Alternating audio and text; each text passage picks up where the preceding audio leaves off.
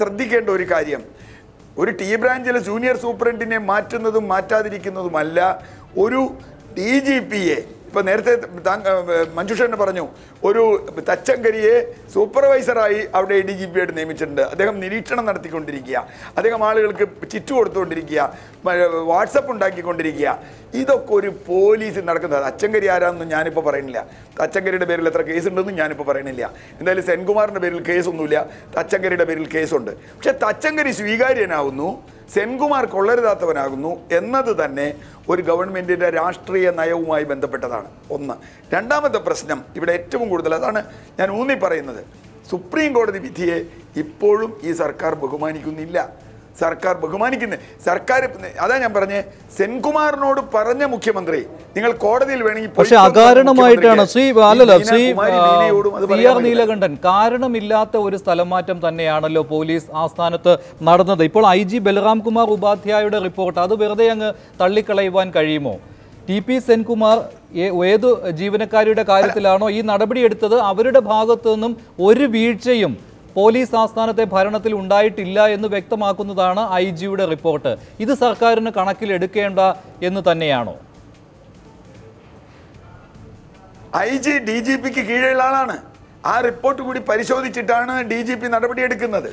ആ നടപടി തെറ്റുണ്ടെങ്കിൽ അത് വേറെ പരിശോധിക്കണം. ഞാൻ പറഞ്ഞത് ഇനി ഇതിൻ്റെ ഒരു പ്രൊസീജിയർ റൂൾസ് അനുസരിച്ച് ഇപ്പോൾ കഴിഞ്ഞ ഈ DGP അധികാരം ഏൽക്കുന്നതിന് മുമ്പ് ചവറ് കണക്കിന് പോലീസ് ഉദ്യോഗസ്ഥരെ മാറ്റിയല്ലോ.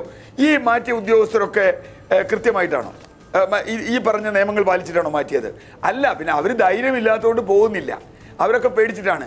പാർട്ടി നേതാവിന് ഇഷ്ടമല്ലെങ്കിൽ SIയെ രാത്രിക്ക് രാത്രി മാറ്റുന്നത് നേരത്തെ ഇദ്ദേഹം പറഞ്ഞ ഏത് പ്രൊസീജിയർ അനുസരിച്ചിട്ടാണെന്ന് എനിക്കറിയില്ല, ഞാൻ കണ്ടിട്ടുകൊണ്ടിരിക്കുക.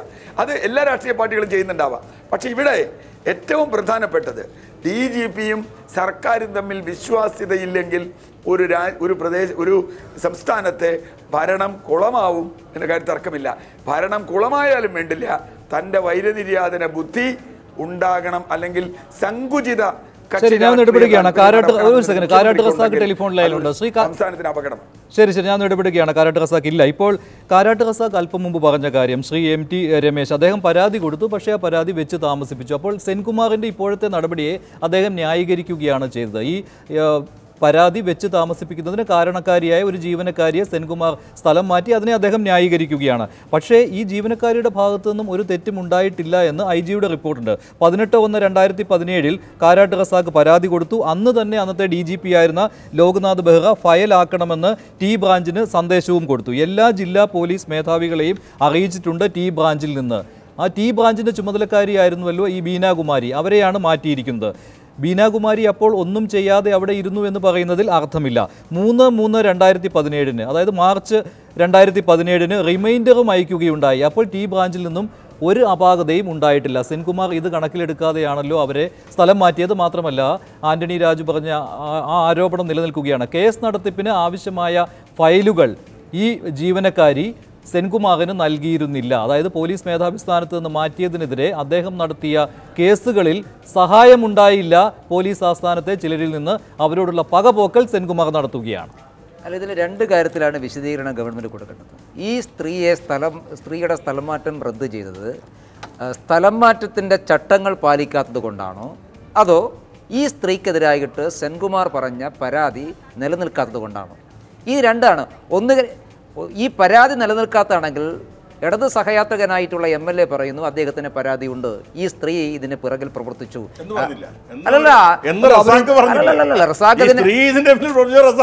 അതായത് റസാഖ് പറഞ്ഞത് ഈ സ്ത്രീക്കെതിരായിട്ട് സെൻകുമാർ സ്വീകരിച്ച നടപടി ശരിയാണ് എന്ന് പറഞ്ഞാൽ ആ സ്ത്രീയെ കുറിച്ച് പരാതി ഉണ്ടെന്നാണ്. അല്ല, അതങ്ങനെ തന്നെയാണ്. അല്ലാതെ MLA പറഞ്ഞത് ഞാൻ നിങ്ങളെ കേട്ടതല്ലേ. സംശയം ചോദിച്ചേക്കാം. ശ്രീ കാരാട്ട് റസാഖ്, ഇപ്പോൾ സ്ഥലം മാറ്റത്തിന് വിധേയയായ TP സെൻകുമാർ സ്ഥലം മാറ്റിയ കുമാരി ബീന, ഇവർ താങ്കളുടെ പരാതി വെച്ച് താമസിപ്പിക്കുകയുണ്ടായി എന്ന പരാതി താങ്കൾക്കുണ്ടോ? അല്ല, ഇതില് രണ്ട് കാര്യങ്ങളാണ് പറയുന്നത്. ഒന്ന്, ഇവര് വെച്ച് താമസിപ്പിച്ചു എന്നാണ് DGPയുടെ പരാതി. IG-യുടെ പരാതി ഇവര് താമസിപ്പിച്ചില്ല എന്നും, എന്നാൽ ഇന്റലിജൻസ് വിഭാഗം ആവശ്യമായ നടപടി തക്ക സമയത്ത് എടുത്തിട്ടില്ല എന്നുള്ളതാണ് പറയുന്നത്. അത് ഏത് എന്നുള്ളത് പരിശോധിക്കേണ്ടത് പോലീസ് വിഭാഗമാണ്. അതുകൊണ്ടാണ് അവരുടെ ആഭ്യന്തര കാര്യത്തിൽ ഞാൻ ഇടപെടില്ല എന്ന് പറയുന്നത്. ഏതായാലും ഒരു കാര്യം ഉറപ്പാണ്, ഇന്റലിജൻസ് വിഭാഗമാണെങ്കിലും ജൂനിയർ സൂപ്രണ്ട് ആണെങ്കിലും ആരുടെയോ ഭാഗത്ത് വീഴ്ചയുണ്ടായിട്ടുണ്ട്. ആ വീഴ്ച കണ്ടുപിടിക്കേണ്ടത് ഭരിക്കുന്ന സർക്കാരിന്റെ ഭാഗത്തുണ്ടാകേണ്ട നടപടിയാണ്. ശ്രീ കാരാട്ട് റസാഖ്, പോലീസ് ആസ്ഥാനത്താണ് ഈ വീഴ്ച ഉണ്ടായിരിക്കുന്നത്. പോലീസ് ആസ്ഥാനത്തുണ്ടായ ഈ വീഴ്ച എന്താണ് എന്ന് DGPക്ക് വ്യക്തമായ ബോധ്യം വന്നു കഴിഞ്ഞു. അതിന്റെ അടിസ്ഥാനത്തിലാണ് DGP നടപടിയെടുത്തതും സ്ഥലം മാറ്റ ഉത്തരവ് നൽകിയതും. അപ്പോൾ പിന്നെ ആരാണ് ഈ പരാതി വെച്ച് താമസിപ്പിച്ചതിന് കാരണമായത് എന്ന കാര്യത്തിൽ എന്ത് സംശയമാണ് നിലനിൽക്കുന്നത്? സെൻകുമാറിന്റെ ഭാഗത്തുനിന്ന് എന്ത് വീഴ്ചയാണ് ഉണ്ടായത് ഈ സ്ഥലം മാറ്റത്തിലൂടെ? ഈ സ്ഥലം മാറ്റത്തിലൂടെ ഒരു വീഴ്ച ഉണ്ടായിട്ടുണ്ട് എന്ന് എനിക്ക് തോന്നുന്നില്ല. അദ്ദേഹം ശരിയായ ദിശയിൽ കൂടിയാണ് സഞ്ചരിച്ചിട്ടുള്ളത്. അതാണ് CP സെൻകുമാർ ശരിയായ പാതയിലൂടെയാണ് സഞ്ചരിച്ചത് എന്ന് പറഞ്ഞാൽ ഈ സ്ത്രീയെ സ്ഥലം മാറ്റത് ശരിയാണെന്നല്ല നമ്മൾ മനസ്സിലാക്കേണ്ടത്. അങ്ങനല്ലേ? അതല്ലേ നമ്മൾ മനസ്സിലാക്കേണ്ട മലയാളം. നേരത്തെ റസാഖ് പറഞ്ഞത് അദ്ദേഹം എനിക്ക് അറിയില്ല, ആര് വെച്ച് പിടിച്ചു എന്ന് എനിക്ക് കണ്ടുപിടിക്കേണ്ടത് പോലീസാണ്. DGP കണ്ടുപിടിച്ചു.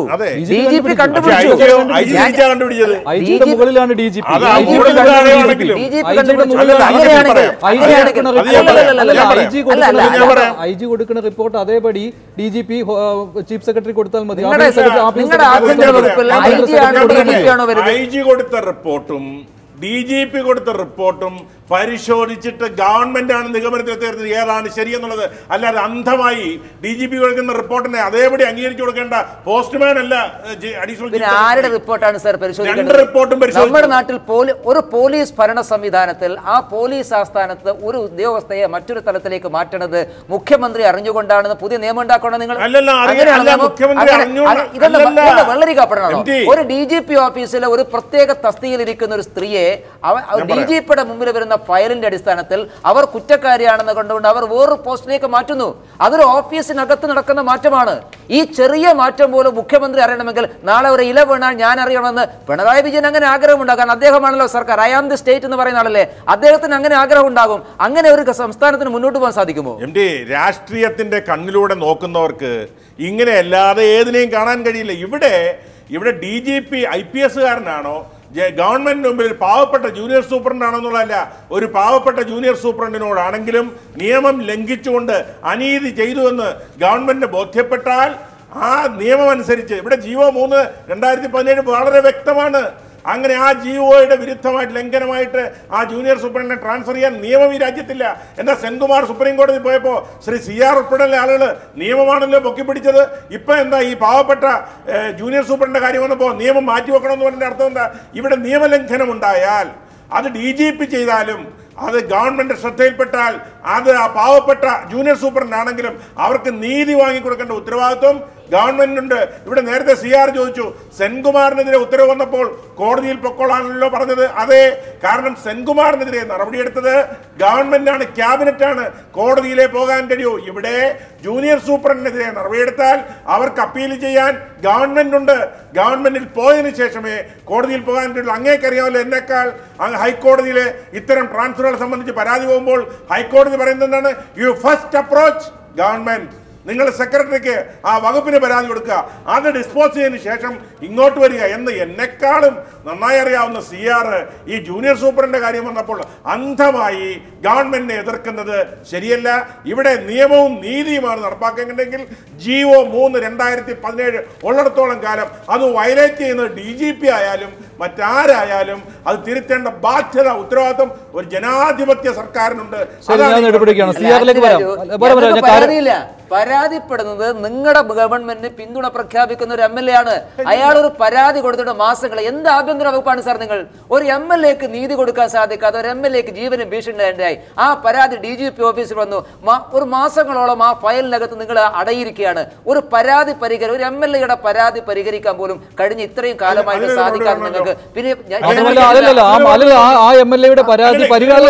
പരാതി പരിഗണിക്കുവാൻ ശ്രമിക്കുന്ന സമയത്താണ് ആ പരാതി പരിഗണിക്കുന്ന ആളെ തന്നെ നിലയ്ക്ക് നിർത്തുവാൻ ശ്രമിക്കുന്നത് സർക്കാർ. അല്ല, അതിന് മറുപടി ഞാൻ പറയാം. ബൽറാം കുമാർ ഉപാധ്യായ എന്ന് പറയുന്ന IG റിപ്പോർട്ടിൽ പറയുന്നത് എന്താ? ഈ പരാതി ഈ T സെക്ഷനിലെ ഈ കുമാരി ബീന കൃത്യസമയത്ത് നിർദ്ദേശമനുസരിച്ച് എല്ലാ പോലീസ് സൂപ്രണ്ടന്മാർക്കും ഇന്റലിജൻസിനും കൃത്യമായിട്ട് അയച്ചു കൊടുത്തു. അത് കഴിഞ്ഞിട്ട് റിമൈൻഡർ 3/3/2017 ഇതേ കുമാരി ബീന രണ്ടാമത്തെ റിമൈൻഡർ 2 മാസം കഴിഞ്ഞപ്പോൾ അയച്ചെങ്കിൽ കുമാരി ബീന എന്ത് തെറ്റ് ചെയ്തു? കുമാരി ബീന ഒരു ഇടതുപക്ഷ ചായവുള്ള ഉദ്യോഗസ്ഥയായതുകൊണ്ട് രാഷ്ട്രീയ വൈരാഗ്യം തീർക്കാൻ വേണ്ടി ഇവിടെ ചെയ്തതാണ് എന്നുള്ള കാര്യത്തിൽ ആർക്കാ സംശയം? അല്ല, കാരാട്ട് റസാഖ് എന്ത് ചെയ്തു? അയാളൊരു പരാതി കൊടുത്തിട്ട്, എന്റെ ചോദ്യം, MLA ഒരു പരാതി കൊടുത്തു, ആ പരാതിയുടെ പുറത്ത് നിങ്ങൾ എന്ത് നടപടി? എനിക്ക് പറയുന്നത് കറക്റ്റാ. അതിന് നിരപരാധിയല്ല ബലിയാടാക്കേണ്ടത്, കുറ്റം ചെയ്തയാളെ കണ്ടെത്തി ഞാൻ നടപടിയാണ്. ശ്രീ കാരാട്ട് റസാഖ്, എന്തായാലും താങ്കൾക്ക് നീതി കിട്ടിയിട്ടില്ല എന്ന് താങ്കൾ ഇപ്പോഴും കരുതുകയാണ്. കാരണം ഇപ്പോൾ പരാതി കൊടുത്തിട്ട് 1, 2, 3, 4, 5 മാസം കഴിയുകയാണ്. 18/1/2017 5 മാസം തികയാൻ പോവുകയാണ്. 18/1/2017 താങ്കൾ പരാതി കൊടുത്തത്. അതിനുശേഷം പോലീസ് ആസ്ഥാനത്ത് നിന്ന് ഈ പറയുന്ന രീതിയിലുള്ള നടപടികൾ ഉണ്ടായി എന്ന് താങ്കൾ കരുതുന്നുണ്ടോ? താങ്കൾ ഈ പരാതി കൊടുത്തതിന് ശേഷം അന്വേഷിച്ച് കാണുമല്ലോ. മാത്രമല്ല, ഈ വധഭീഷണി വന്ന ഓഡിയോ റെക്കോർഡിംഗ് സഹിതമാണല്ലോ താങ്കൾ പരാതി കൊടുത്തത്. എന്തെങ്കിലും വിവരങ്ങൾ താങ്കൾക്ക് പോലീസ് ആസ്ഥാനത്ത് നിന്ന് ലോക്നാഥ് ബെഹ്റ DGP ആയിരുന്ന സമയത്ത് കിട്ടിയിരുന്നോ? ഇപ്പോൾ T ബ്രാഞ്ചിൽ നിന്ന് കീഴേക്ക് എല്ലാ ജില്ലാ പോലീസ് മേധാവികൾക്കും നിർദ്ദേശം നൽകിയിരുന്നു എന്ന് പറയുന്നു. അതിനുശേഷം 3/3/2017 രണ്ടാം തവണ റിമൈൻഡറും അയച്ചതാണ്. ഇത് ഇങ്ങനെയുള്ള കാര്യങ്ങൾ നടന്നിട്ടുണ്ട് എന്ന് താങ്കൾ കരുതുന്നുണ്ടോ? ഇത് സംബന്ധിച്ച് യാതൊരു വിവരവും എനിക്ക് ലഭിച്ചിട്ടില്ല. ഇപ്പോഴും എനിക്ക് പറയാനുള്ളത്, DGP എടുത്ത നടപടി അത് തെറ്റാണ് എന്ന് ഗവൺമെന്റിന് അഭിപ്രായമുണ്ടെങ്കിൽ ഇത് കാലതാമസം വെച്ച് വരുത്തിയിട്ടുള്ള യഥാർത്ഥ കുറ്റക്കാര്, ഇപ്പോ IG-യുടെ റിപ്പോർട്ടിൽ പറയുന്നത് ഇന്റലിജൻസ് വിഭാഗമാണ് വേണ്ടത്ര ഗൗരവത്തിൽ ഇത് ചെയ്യാത്തത് എന്നാണ്. എന്നാൽ അവരെ കണ്ടുപിടിച്ച് അവരെ ഇതിന്റെ കുറ്റപ്പെടുത്താൻ ആവശ്യമുള്ള സ്വീകരിച്ചതിന് ശേഷമായിരുന്നു ഇങ്ങനെ സെൻകുമാർ എടുത്ത ഒരു നടപടി പിൻവലിക്കേണ്ടത് എന്നാണ് എനിക്ക് വ്യക്തിപരമായിട്ടുള്ള അഭിപ്രായം. അതായത് സർക്കാർ ചെയ്യേണ്ട കാര്യം ചെയ്യാതെ ഇപ്പോൾ സെൻകുമാറിനോടുള്ള പക തീർക്കുകയാണ് ഉണ്ടായത്. അതെ, അതിലേക്ക് ഞാൻ കിടക്കുന്നില്ല. പക്ഷെ ഇതിൽ ആരോ ഒരു വിഭാഗം തെറ്റ് ചെയ്തിട്ടുണ്ട്, കാലതാമസം വരുത്തിയിട്ടുണ്ട്, വീഴ്ചകൾ സംഭവിച്ചിട്ടുണ്ട്. ആ വീഴ്ച ഒരു ഭാഗത്ത് പോലീസ് ആസ്ഥാനത്തുള്ള ജയസിന് വീഴ്ച പറ്റിയിട്ടില്ല എന്ന് ഗവൺമെന്റിന് ബോധ്യമുണ്ടെങ്കിൽ ആ ഗവൺമെന്റ് ഇതിന്റെ ഉത്തരവാദിത്തപ്പെട്ട ആളുകളെ പുറത്ത് കൊണ്ടുവരാൻ ആവശ്യമായ നടപടി സ്വീകരിക്കേണ്ടതായിരുന്നു. ഒരു ഭാഗത്ത് കുറ്റക്കാരെ സംരക്ഷിക്കുകയും മറുഭാഗത്ത് കുറ്റം ചെയ്തിട്ടില്ല എന്ന് പറഞ്ഞുകൊണ്ട് സംരക്ഷിക്കാൻ ശ്രമിക്കുകയും ചെയ്യുകയാണ്. രണ്ട് വിഭാഗത്തിനെയും സംരക്ഷിക്കുന്ന ഒരു നിലപാടാണ് ഇപ്പോൾ കാണപ്പെടുന്നത്. അതായത് സർക്കാരിന്റെ ഭാഗത്തു നിന്നും കുറച്ചുകൂടി കാര്യക്ഷമത വേണമായിരുന്നു ഇക്കാര്യത്തിൽ. DGPക്കെതിരെയുള്ള ഒരു ആയുധമായി, DGP TP സെൻകുമാറിനെതിരെയുള്ള ഒരു ആയുധം